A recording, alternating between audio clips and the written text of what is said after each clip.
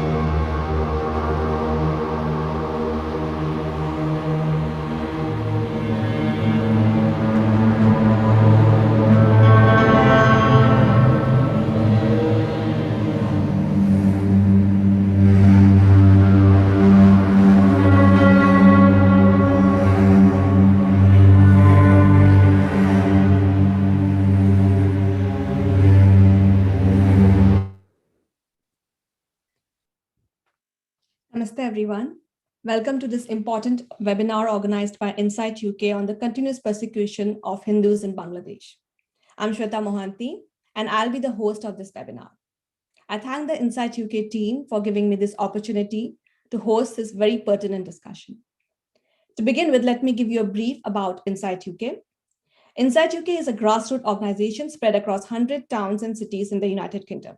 This organization was started by a few parents who felt the need of an action-oriented nationwide organization that would help address the issues and concerns of British Hindus and British Indians through awareness, advocacy, and campaign. Since its inception last year, Insight UK has made many key contributions. Some of the prominent ones include study of Hinduism and religious education subject in the UK schools. The organization pinpointed the misinformations and severe gaps in the study of Hinduism as a subject. The organization spearheaded a strong and collective response to Hinduphobia in Oxford. It also conducted a nationwide awareness campaign against sexual grooming of British Hindus. And it also organized a silent vigil on International Non-Violence Day at 40 places in the UK against the persecution of Hindus in Pakistan. Recently, in October 2021, during the auspicious occasion of Durga Puja, 315 temples across 30 districts of Bangladesh were attacked and damaged. Many Hindu houses, as per reports, around 1,500, and even Hindu businesses were looted, torched. Hindu women and girls were raped. It included a 10-year-old minor girl who unfortunately died. Many innocents were killed, like a 25-year-old ISKCON devotee's body was found floating in the river. There was widespread misinformation and hatred against Hindus on various social media platforms that aggravated these attacks. Insight UK has been instrumental in building a strong response to these recent heinous attacks on Hindus in Bangladesh. Along with PAS UK and ISKCON, Insight led an organized protest in the heart of London, Birmingham, and Edinburgh to condemn these targeted acts of violence.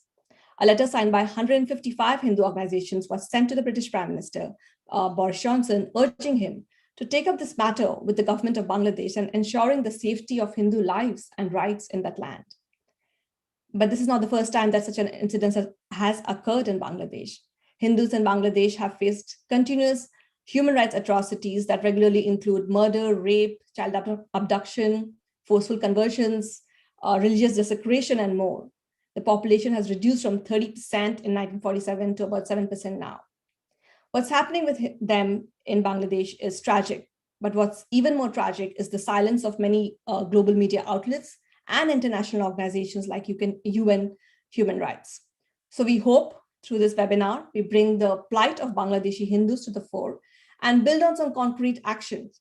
Because as the Dalai Lama had once said, it's not enough to be compassionate, you must act. So at the end of this webinar, Insight UK shall launch an email campaign where people can write to their MPs demanding concrete actions by the UK government to help address the situation in Bangladesh. Bangladesh receives millions in aid each year from the UK, which increased in 2019 specifically to address human rights issues. As British Hindus, we have the responsibility to ask our government to take up this issue with the Bangladesh government in order to safeguard Hindus and other minorities in Bangladesh. We hope many will join in this effort. Details of this email campaign will be available on social media platforms of Insight UK after this webinar.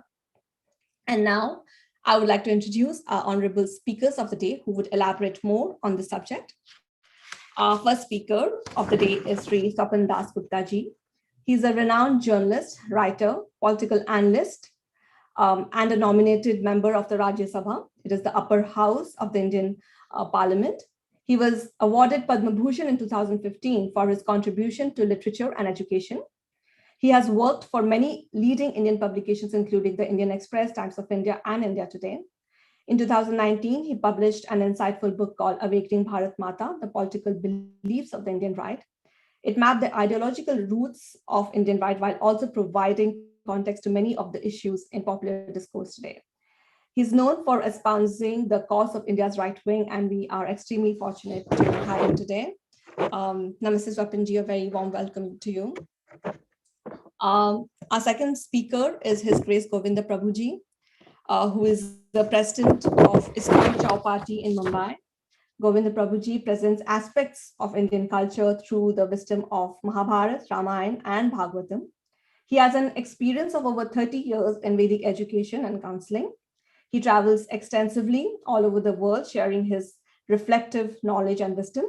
He has also written many books like The Real Side, Little Yogi in the Modern City, Money and Mahabharata, and many more. Whether counseling children, guiding families, or mentoring corporate and social leaders, his profound insights are said to be always practical, comprehensible, and relevant to all. Namaste, Govinda Prabhuji. A very warm welcome to you too. We are delighted to have you both here today. Before we invite our speakers, a quick note to our viewers. If you have any questions, please post them on the YouTube chat box. We shall endeavor to cover as many questions as possible within the stipulated time. I would now request Swapanji to please share with us his thoughts on the subject. Namaskar. Thank you very much for that generous introduction. I'm very grateful to Insight UK for focusing on one of the major, sometimes hidden problems which is there in the world, but particularly in our part of the world, which is the persecution of Hindus in Bangladesh. Now, the hostess who provided a very detailed introduction to the webinar was quite right in pointing out that the wave of violence which took place in Bangladesh during the Durga Puja celebrations, resulting from a willful miscommunication of the desecration of the Quran, which turned out to be completely a spurious issue. But it seemed to be a fig leaf on the basis of which about 315 odd temples all over Bangladesh were attacked. These include temples which were run by renowned institutions like the Ramakrishna Mission, the ISKCON, and others. And one ISKCON Swami was killed, and there were, as an aftermath of this wave of violence, various cases of molestation of women and rape were also recorded. Now, there was pressure put on the government of Bangladesh by the government of India in particular about this wave of violence which took place in Bangladesh in the aftermath and during the Durga Puja, as a result of which certain action was taken by the police forces there, which perhaps didn't necessarily reduce the quantum of violence, but prevented it from getting completely out of hand. So to that extent, I think the Indian intervention was partially successful in mitigating the hardships of the people of Bangladesh, the Hindus of Bangladesh. Now, this is the context in which we today are talking about the persecution of Hindus in Bangladesh. Now, I think it's important to get a certain backdrop of why this issue is very, very important. Shweta ji has already pointed out the precipitate decline in the population of Hindus and Buddhists in Bangladesh from about 30% at the time of independence in 1947 to about 7% now. Some people say it's 9%, but let's not quibble about figures. I think there is general unanimous agreement among everyone that Hindus of Bangladesh are gradually leaving their homeland and migrating to the different parts of the world, but notably to India, notably to Eastern India, and which is one of the reasons why the population has been declining.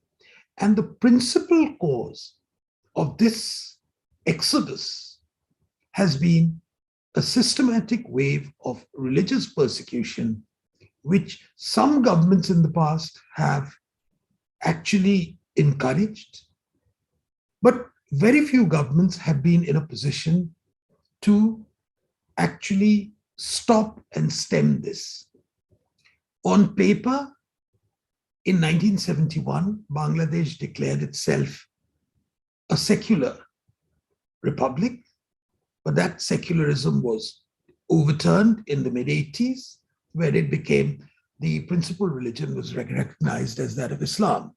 But it would be fair to say that unlike a lot of countries,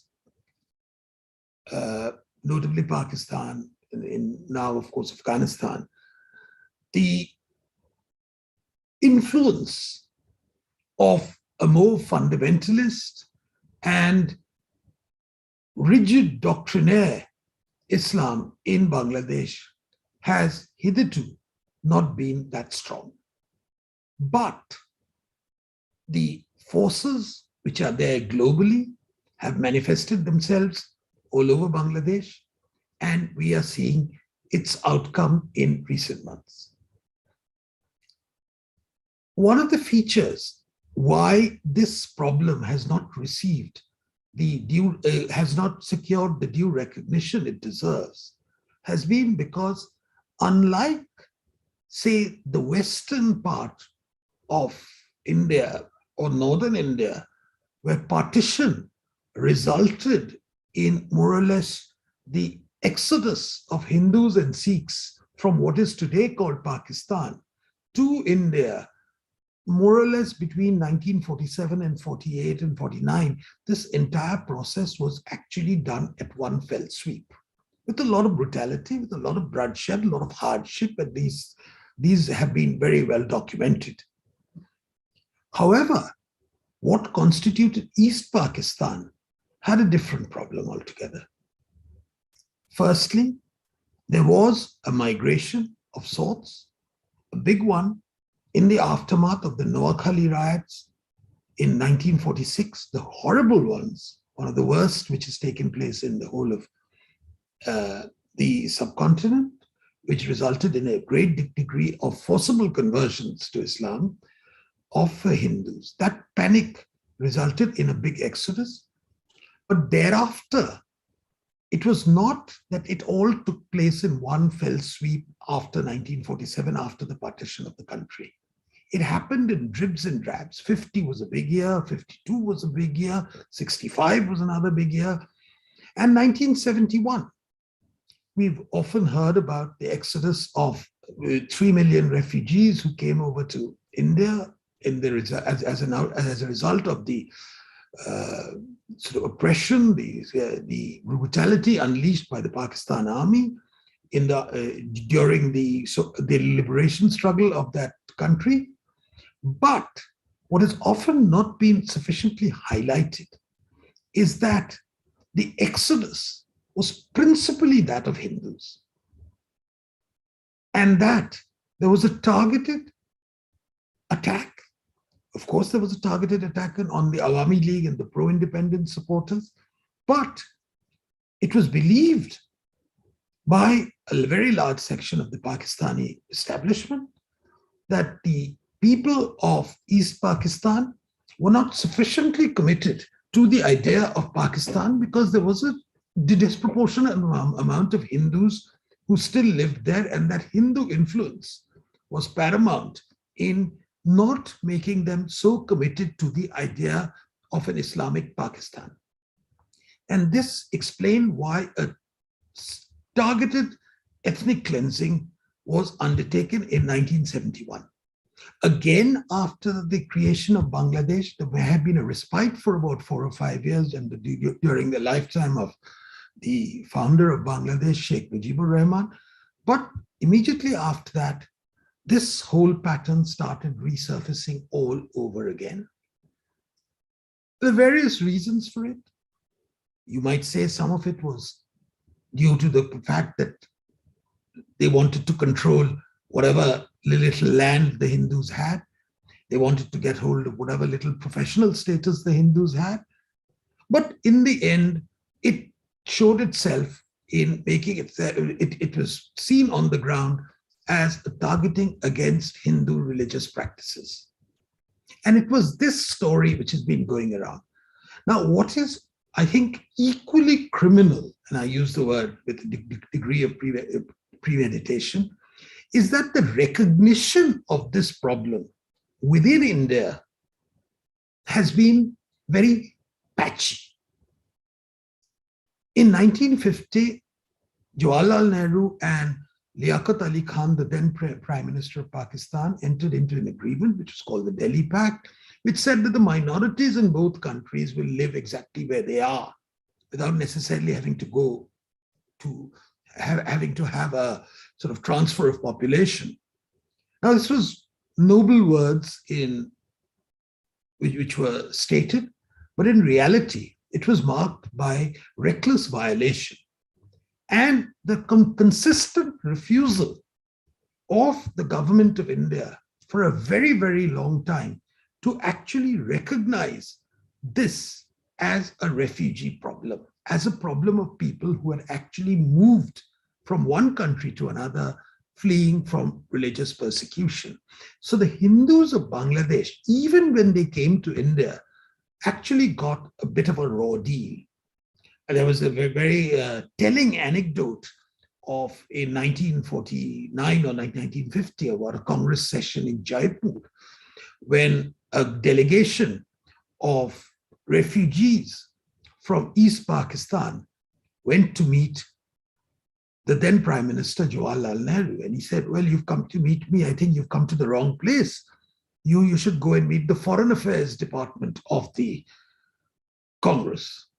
So I think it was that sense of detachment from what took place in East Pakistan and subsequently Bangladesh, and this a large number of refugees who came over, sometimes even without papers, been forced to live in pretty pitiable conditions, and there's been no systematic organized help to these refugees of the scale which took place in those who came over from West Pakistan. So that's, I think, a very important point. And it was not until the passage of the Citizenship Amendment Act in the amendments to the Citizenship Amendment Act, which took place in 2019, which actually highlighted this problem in a big way. It was the first formal recognition by any central government of India that these are the people who need specific special handling. They need to be fast-tracked because this is an issue which has been hanging fire for over 70 years. And it's sad, it's tragic that the plight of the Bangladeshi Hindus has not received any particular thing. Now, the larger question which really comes about is twofold. One, okay, there has been a big degree of recognition in India about the systematic persecution of Hindus in Bangladesh. But what about within Bangladesh? I think it would be fair to say that today, and this is on the basis of all the reports which we've received so far, is that however much a government in Bangladesh is desirous of actually ensuring that peace and tranquility prevail, and that there is a degree of amity, at least a degree of social stability which exists in Bangladesh. Sometimes local circumstances on the ground prevent this from happening.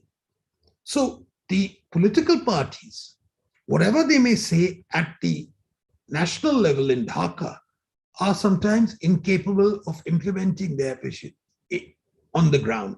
And on the ground, what we are seeing is a competitive wave of communalism, of a competitive wave of anti-Hindu rhetoric, which has been fueled by larger forces which are there globally.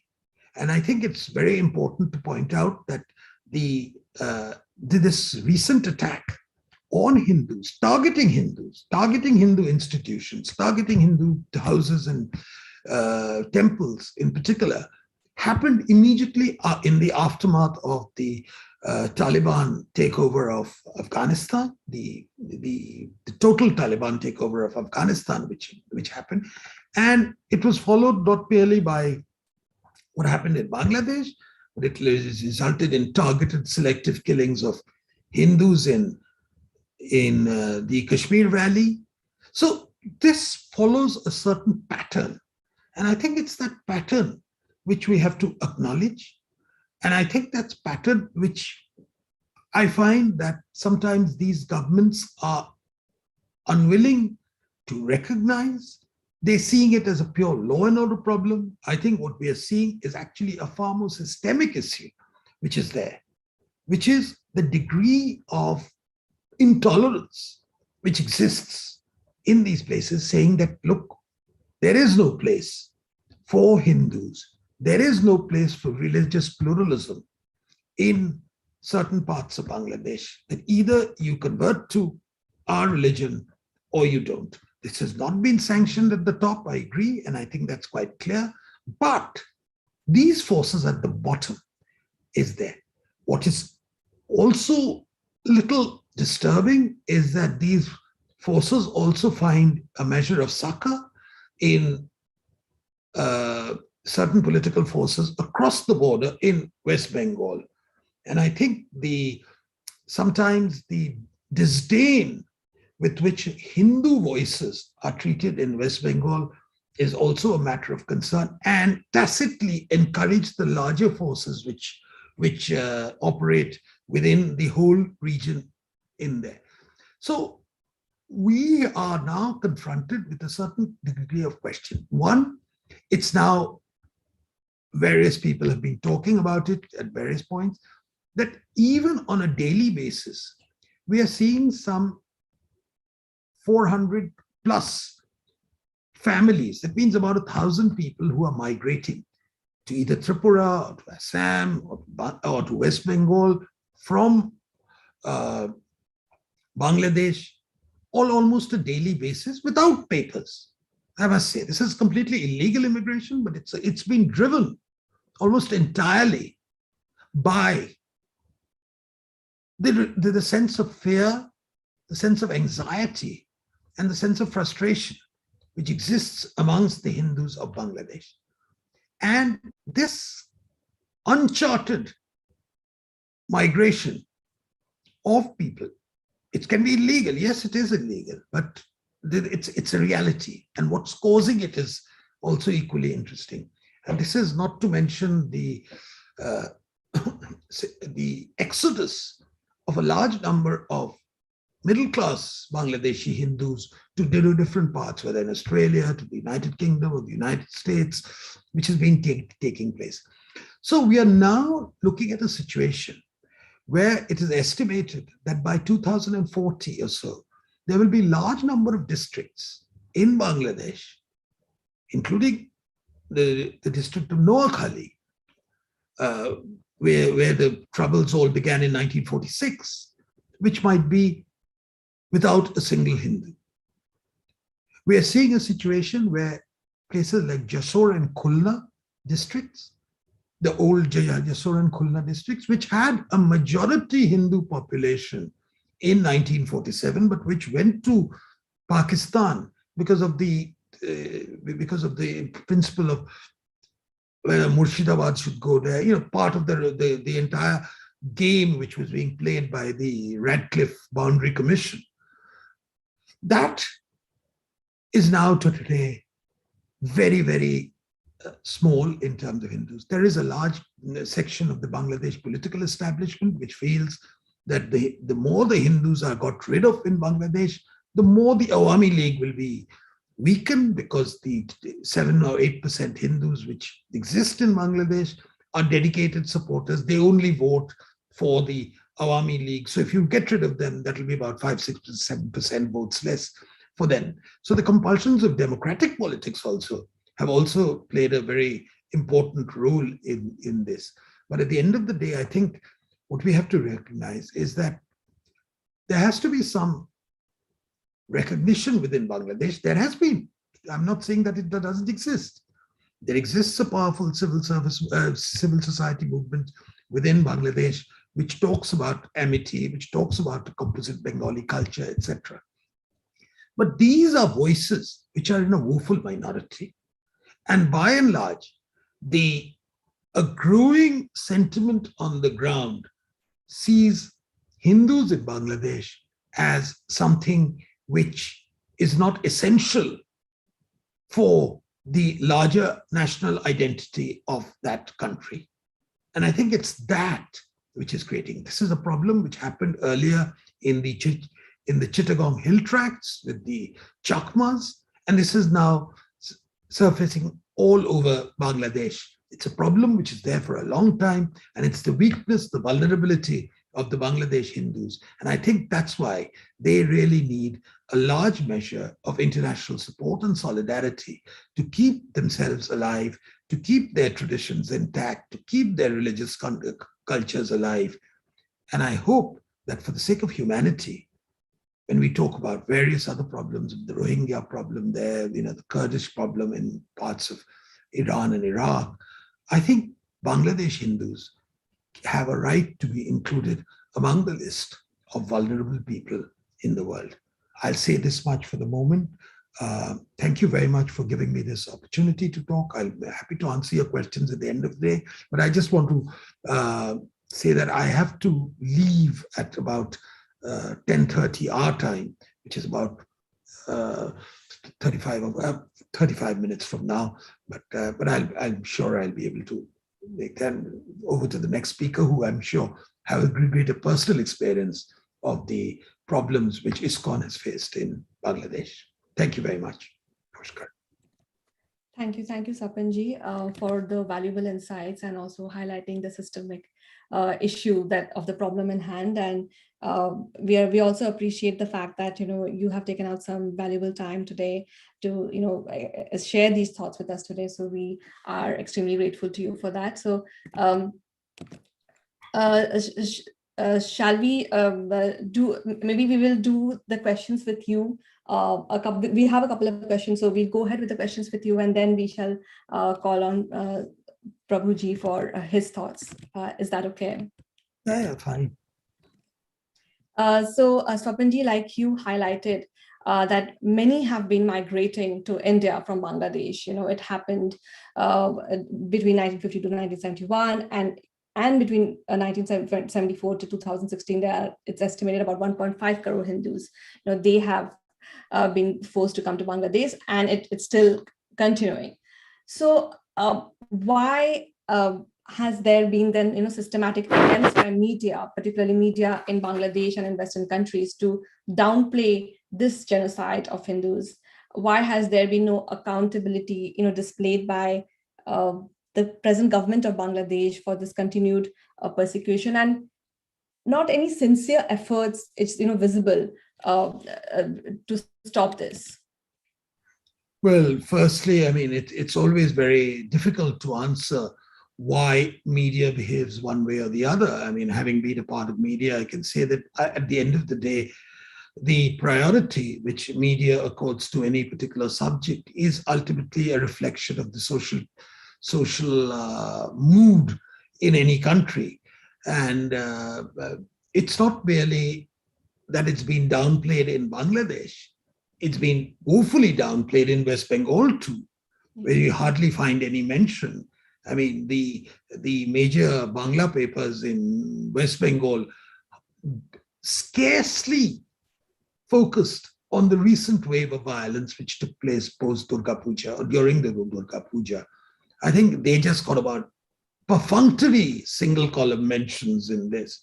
So it's that. So I personally believe that there is not enough of a sense of outrage which has taken place.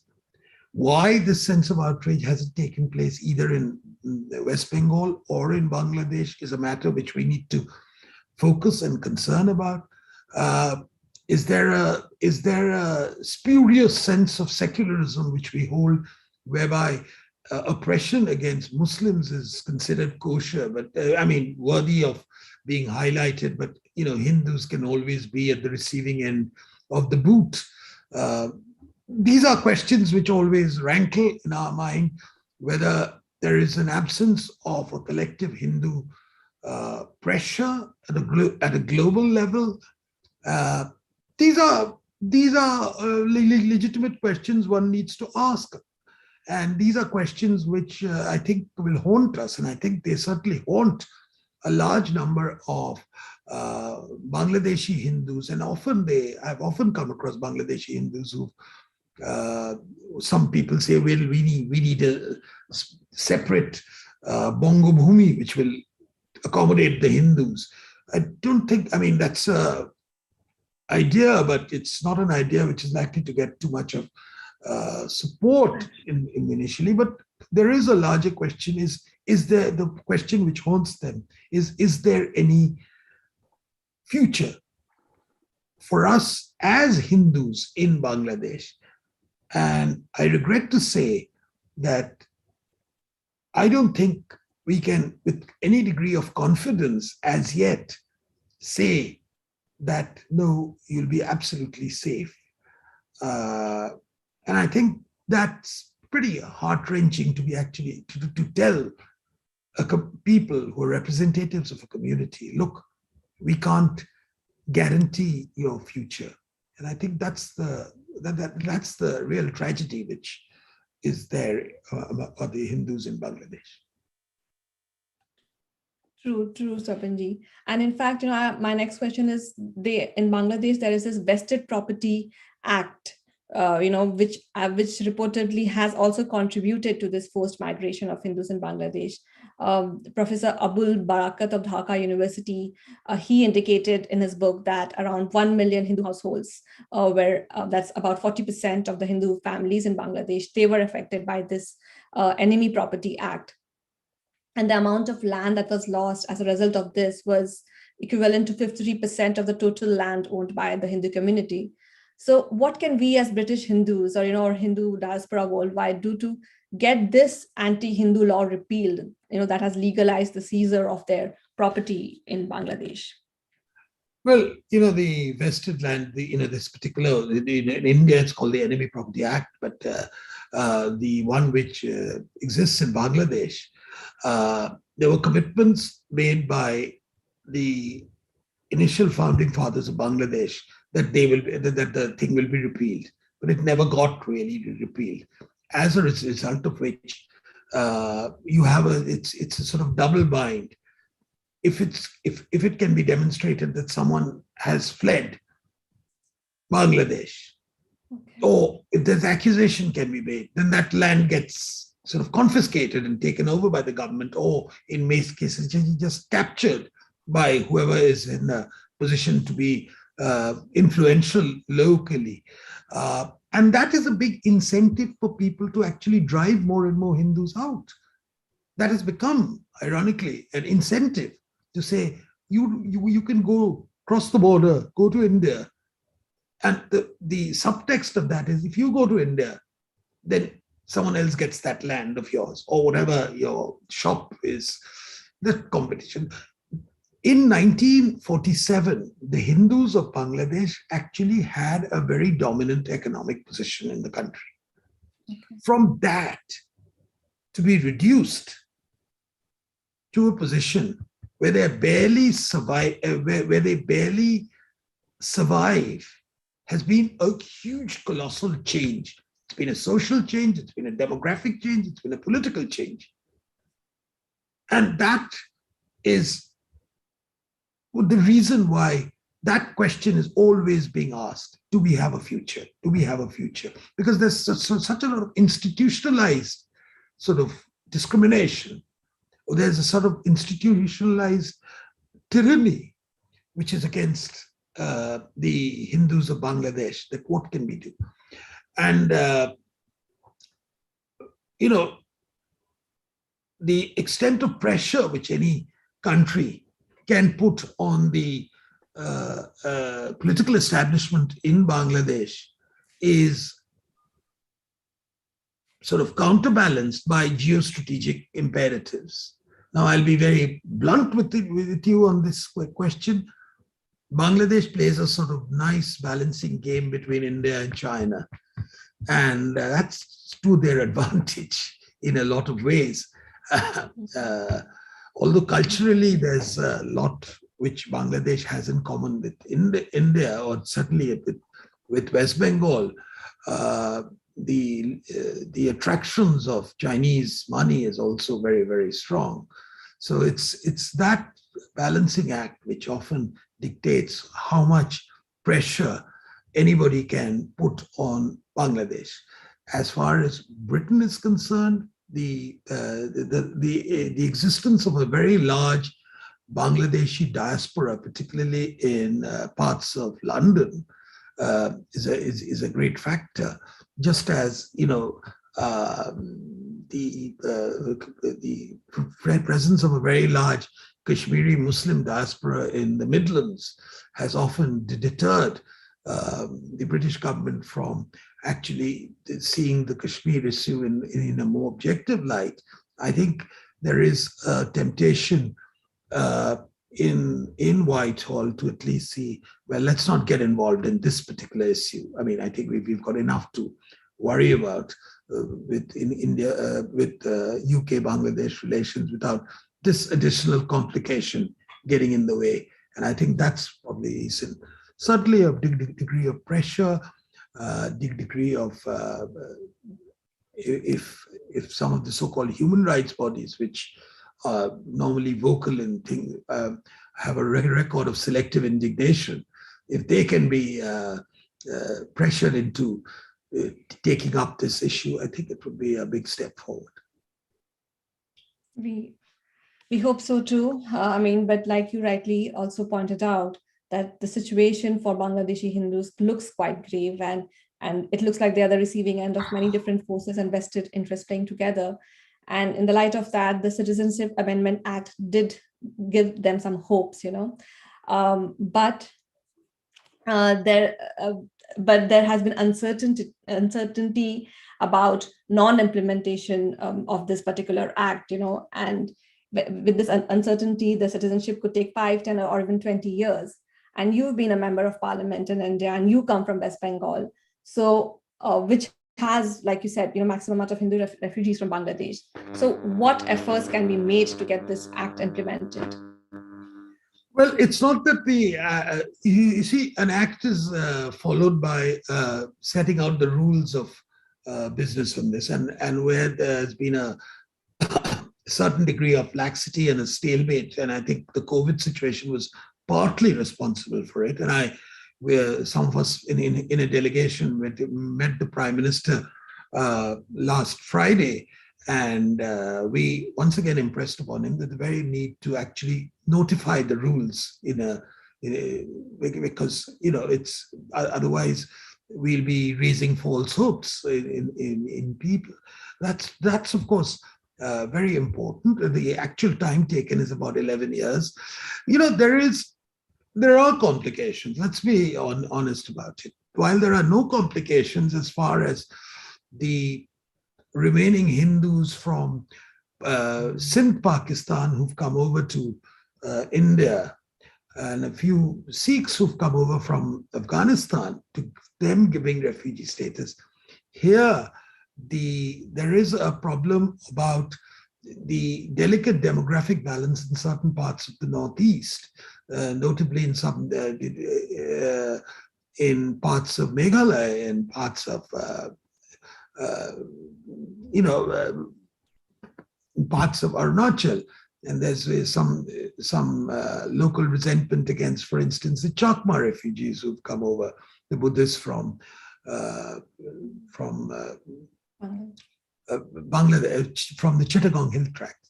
In Assam, and I think here there comes this big problem of secularism in India.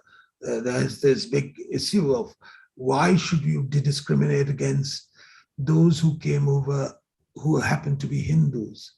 You should have the same parity with those who are Muslims. And most of the migration to Assam from Bangladesh has been Muslim migration, and it's also another.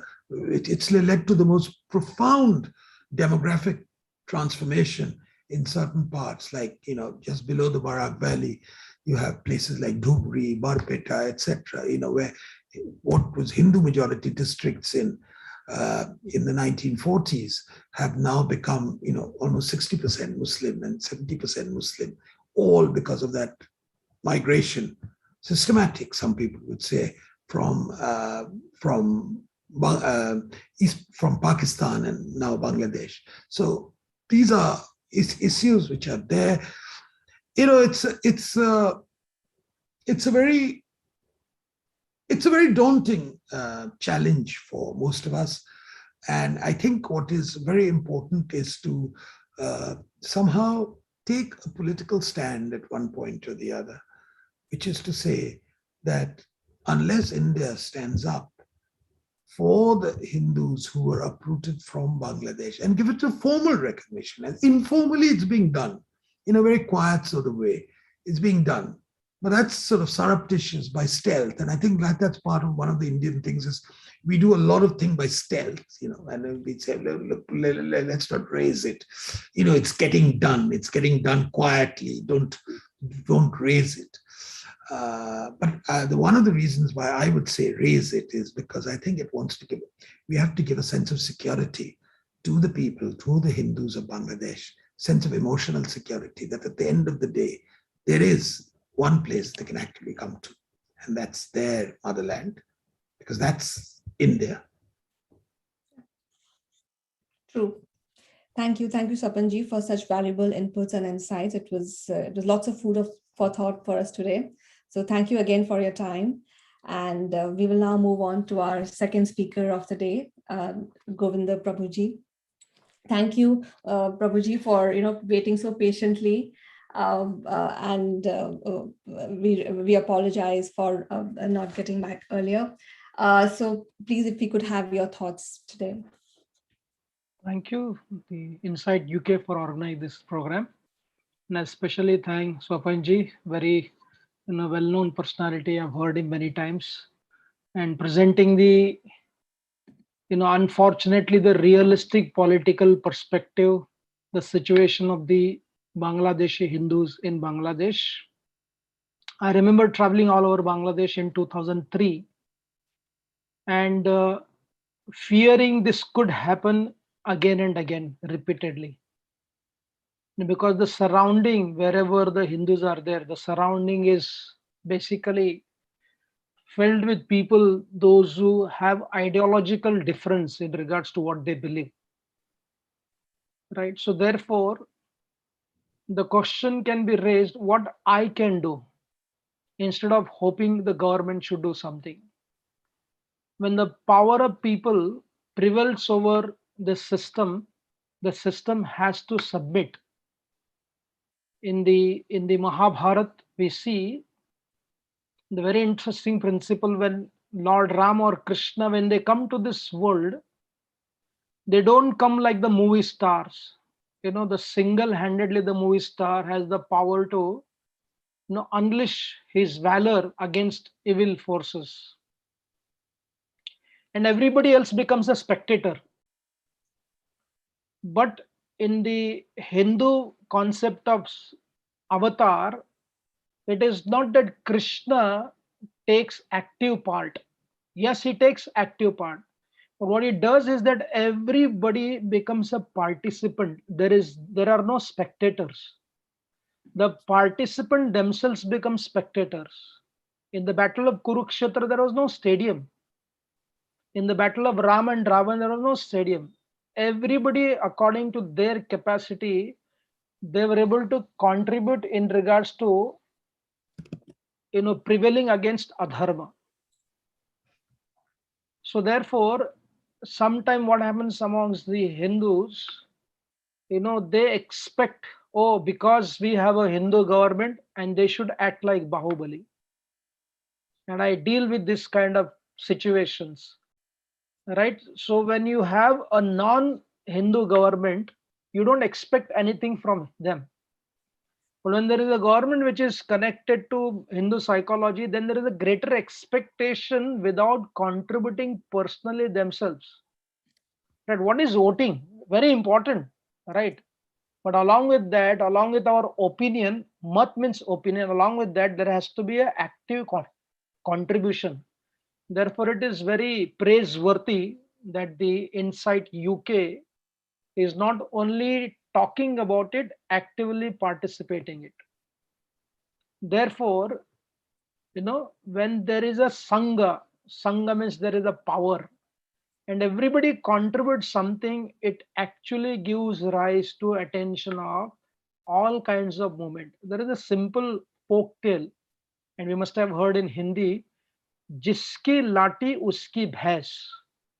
What does it mean? Whoever has the stick, they own the buffalo. The story is that a cowherd boy was grazing his buffalo, and then what happened was one robber came with a big stick, threatening him to kill him if he does not give his animals. And the boy got scared and instantly said, "You take my animals, but leave me alone. Don't kill me."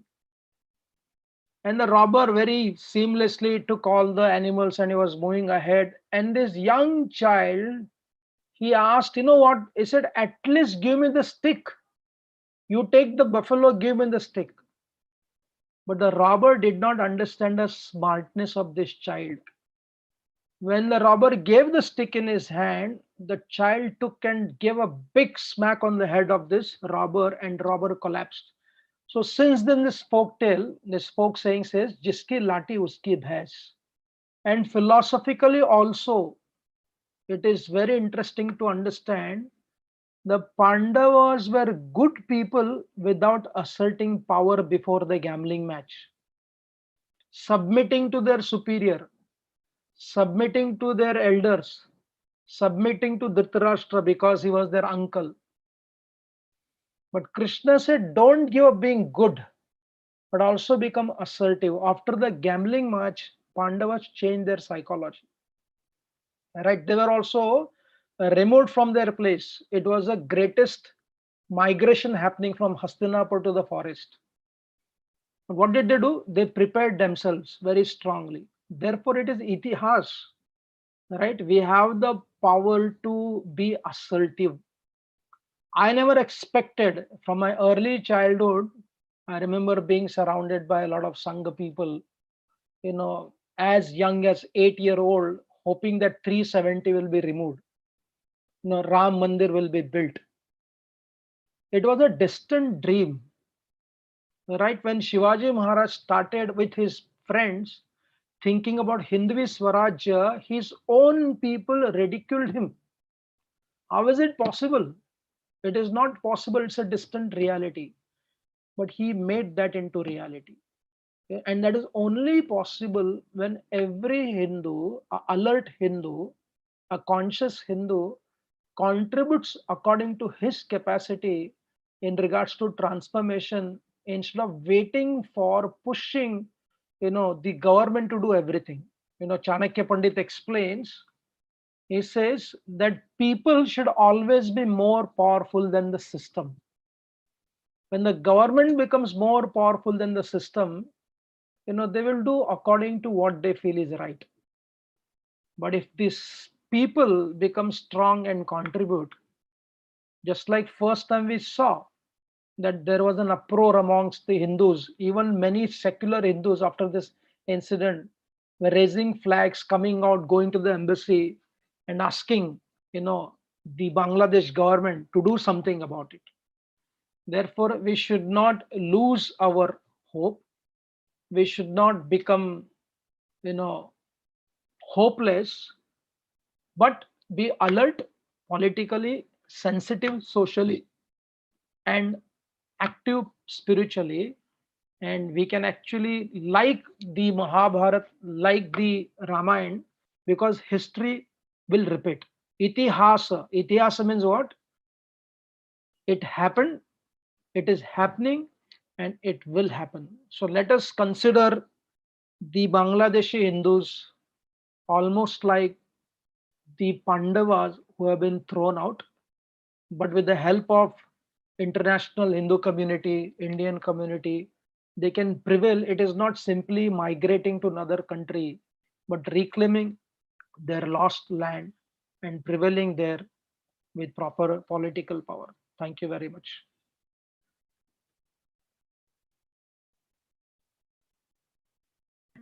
Sorry. Um, Thank you, Prabhuji.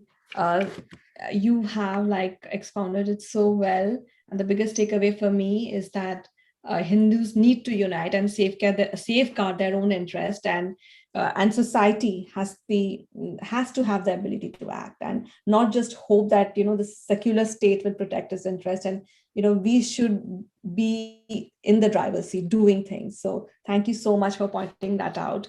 And you've actually, with that, answered my first question that I wanted to ask you on what should be a dharmic response. And what you've just said is just so brilliant, and you've given us a philosophical inputs also. So thank you for that. So that brings me to the second question, which is Hinduism, or rather Sanatan Dharma, gives us the flexibility, to choose our path of liberation. Some go the bhakti way, like how ISKCON does. Some choose Vedanta, like Ramakrishna Mission talks about it. Some are karma yogis, like the Sangha, the RSS. But I think we become very fixated on these paths and forgotten that common quest for truth that binds us all, which in turn is preventing a combined and a coordinated response from the Hindu community. So do you agree it's time for introspection for all Hindu organizations and be more vocal on social issues that are being faced by Hindus worldwide? Thank you for that question. As far as my understanding goes, that the influence of Abrahamic religion in regards to how Hinduism should operate has been one of the greatest tragedy. Many organizations, rather than getting deeper into how the Sanatan dharmas operated, they have imitated the methodology of Western, the Abrahamic faith, the church, right? And therefore there is a greater focus on their opinion rather than focusing on dharma. Therefore it is explained there are four identities for the Sanatan Dharmi. The first identity is the dharma identity, which is the universal reality, right? So from that universal perspective, we do not see the faith in the forefront. We don't see our particular path in the forefront. We see dharma in the forefront. A dharma is a universal law, sensitizing with the universal law. That is the forefront. And the second identity is the civilizational identity, which is called as Rashtra, right? And the third identity is the local identity, my mother tongue, my culture, my town, my village, right? And the last identity, which is very deep identity, which is very personal identity, which is faith centric, Shraddha. There is dharma centric, there is the Rashtra centric, there is local, the Sanskriti centric, and the Shraddha centric. Unfortunately, what has happened? The Shraddha has come into the forefront and dharma has become a back burner. If the Hindus understand this principle, I don't need to compromise my deep connection to my faith, my Ishtadev. That there is no need to compromise. I can be exclusively loyal to my devotion to Krishna. Nobody can question that. Because truth is connected to me and my devotion to God. But that should not stop me from understanding the dharma perspective. I remember talking to an Air Force officer in India.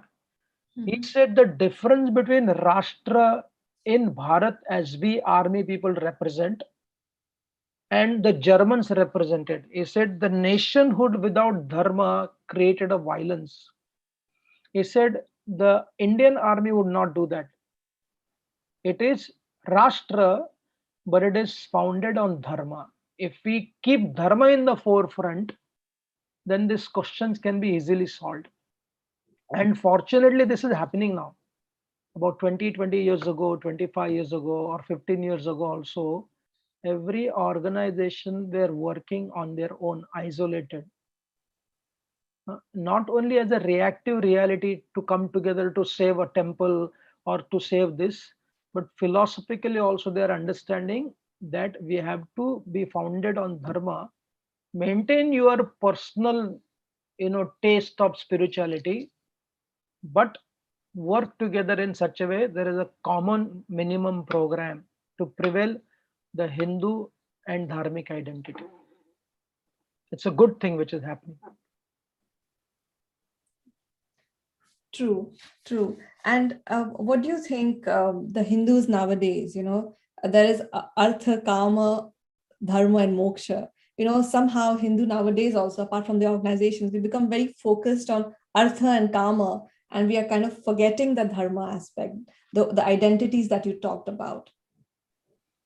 It's a very unfortunate. I always give this example. You know, there is a greater terrorism. Yes, there is a religious terrorism, but there's a terrorism of lethargy and giving attention to something which is not important. We have entertainment industry, we have a sports industry. When Hindus, Indians focus so much on investing money to a cricket coach spending 8 crore rupees, right? A Shastri, now he's changed, but as against that, somebody is teaching Sanskrit who is also Shastri earning few thousand rupees. Therefore, I said every Hindu, alert Hindu should understand where to invest their money, attention, and resources. Playing is good, it is an entertainment, it's good for us. Watching movies is an entertainment, but when that becomes everything for us, then what happens? Naturally, dharma and moksha becomes extremely ridiculed or becomes superficial. And artha kama is not even basically driven by your passion, it is driven by influence. Right? I want to be like this because they are like that, rather than Mhm. discovering ourselves. Therefore, again, Sanatan Dharma will always grow, evolve more and more, not based upon simply building systems.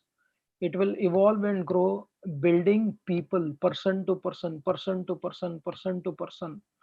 I True. just heard recently somebody said a group requires consensus and a person requires discovery.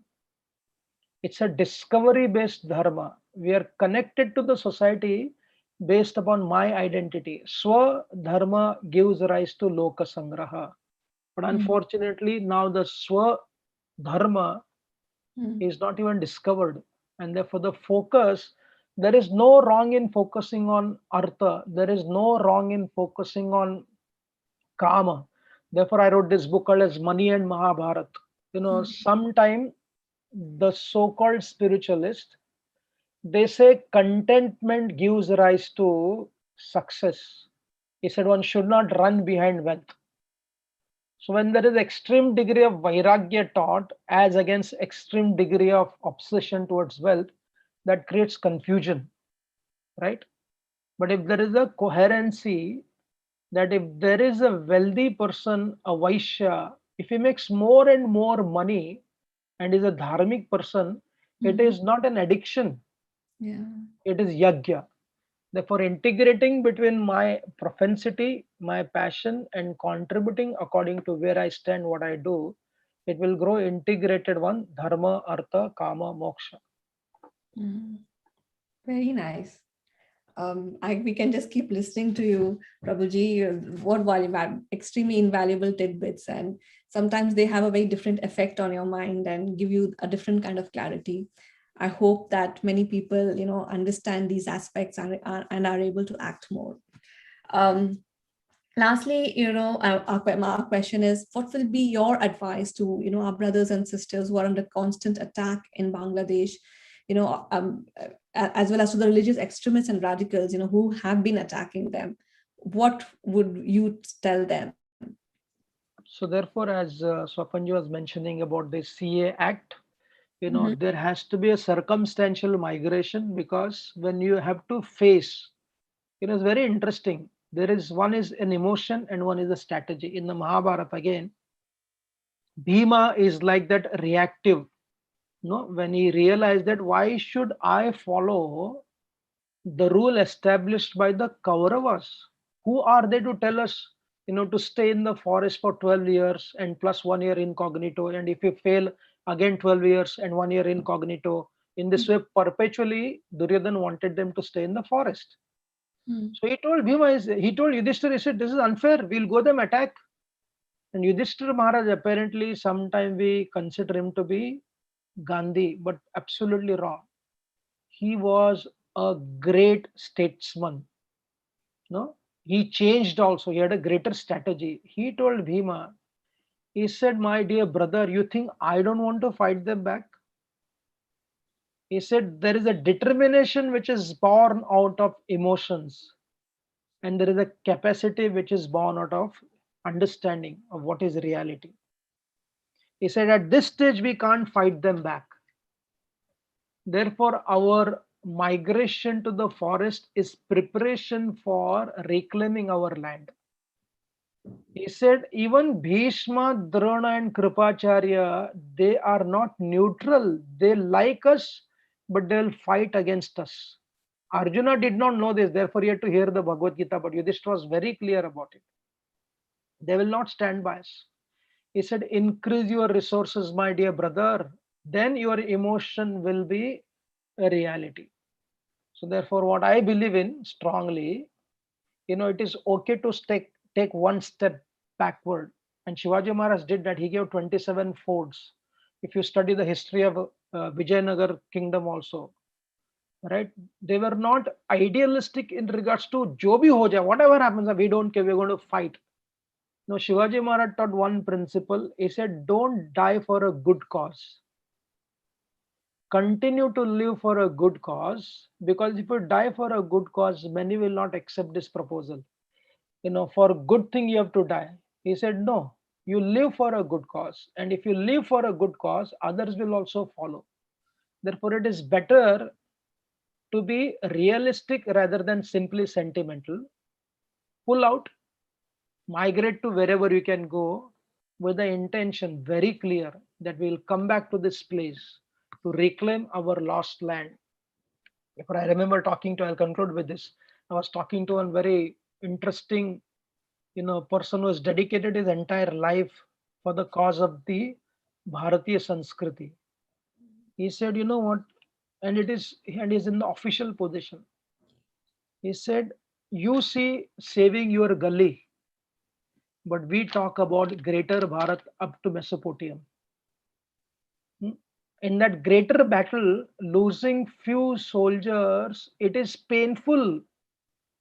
Abhimanyu had to be lost, he had to be sacrificed, he had to be given to Yagya so that Arjuna becomes stronger. The purpose is not to die, but sometimes that sacrifice has to be done, unfortunately. So therefore, if we follow our scriptures, which are extremely realistic, they give us political alertness, they give us social sensitivity, and they give us spiritual absorption. If we follow that, then we don't need to be hopeless.